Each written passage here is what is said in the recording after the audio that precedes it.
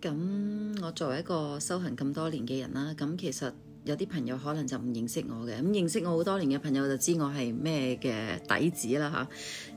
出身啊，所以都大概都知啦，經歷咗啲乜嘢。咁但係有啲新嘅朋友咧，可能就唔了解，咁我就簡單講下我修行路上，我主要係個風格啊，係偏向乜嘢啦嚇。咁簡單嚟講啦，太多嘅一啲啟發啟蒙嘅導師我就唔講啦。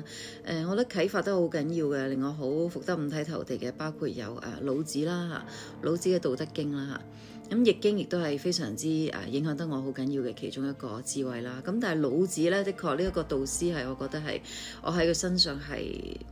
即係學到好多好多嘢。另外喺實際行動上啦，一個人嘅 action 方面嘅修行修為方面咧，我就好參考就係一個叫做印第安人啦，即係個唐望嘅戰士啦，唐望嘅戰士精神啦嚇。一個前列啊、狩獵啊等等係好厲害。而另外我覺得可能係我 background 啦，因為我爸爸就係一個法師嚟嚇，咁所以我天生亦都有一啲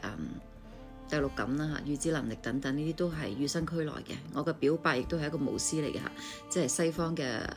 巫術嘅巫師啦。咁我覺得呢啲背景啊，同埋我過去修行咧，就大概係呢啲方向啦。我自己風格咧就係比較希望係客觀嘅，所以我通常去鑽研一件事咧，我會希望從多方面啦，同埋實際嘅角度去參考嘅，即係就唔會係絕對唔會係就咁迷信咯。我會係比較係着重夠唔夠實用嘅嚇。咁所以如果大家都有興趣或者都對唐望啊，或者係道德經啊、老子啊呢一類型嘅智慧，你哋都係有興趣嘅話，咁就記得留意我嚟緊嘅分享啦。